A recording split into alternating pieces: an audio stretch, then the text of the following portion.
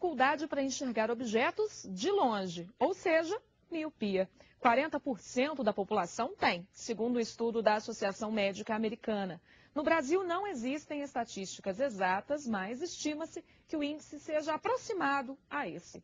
O assunto da entrevista de hoje foi sugestão de um telespectador do Bom Dia Minas. Para falar sobre miopia, está aqui o oftalmologista Ricardo Guimarães. Bom dia. Bom dia, Elisângela.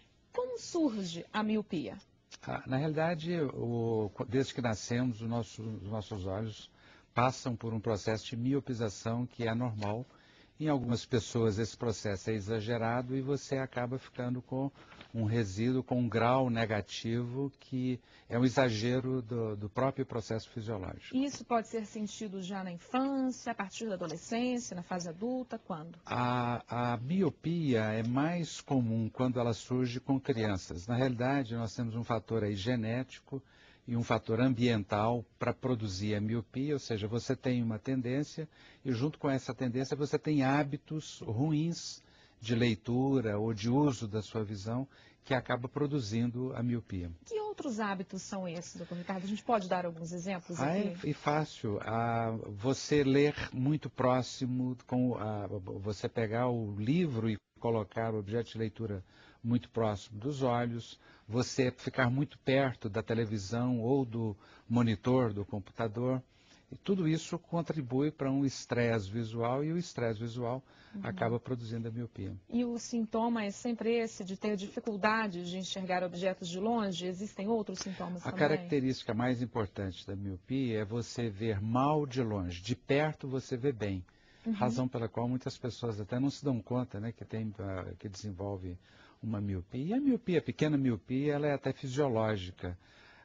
O ruim é quando você desenvolve graus grandes. Tem pessoas que vão para 5, 10, 15, às vezes 30 graus de miopia e realmente você tem um grande prejuízo visual. A miopia também traz dor de cabeça, outros problemas associados? Mais frequente, astigmatismo é mais frequente para dor de cabeça. A miopia, geralmente, ela é benigna nesse aspecto e você tem apenas o problema da deficiência visual. Pouca coisa em relação à sintomatologia. Agora, como é o desenvolvimento da doença? Existe muito uma história de que se as pessoas forçarem muito a vista, né, que os míopes costumam forçar para poder enxergar, se não estiverem de óculos ou lentes, claro, isso pode causar, fazer com que os graus aumentem? Elisângela, nós temos hoje uma incidência de miopia crescente no mundo todo. E isso se deve à mudança de hábitos.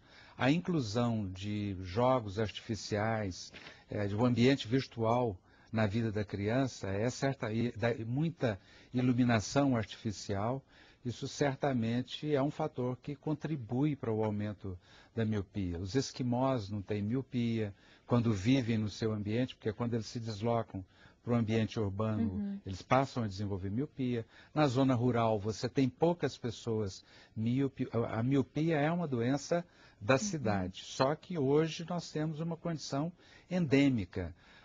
Nós temos hoje uma incidência de aproximadamente 40%, supõe-se, no Brasil.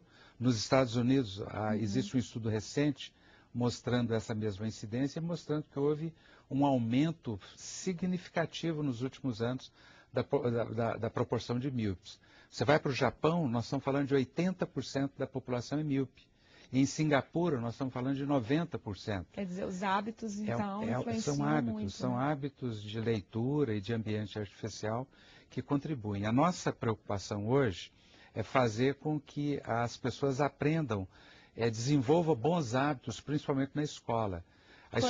Por exemplo, na escola, antigamente, você aprendia a pegar corretamente na caneta ou no lápis. Você tinha cadeiras mais apropriadas para a pessoa se sentar e desenvolver uma distância do caderno apropriado.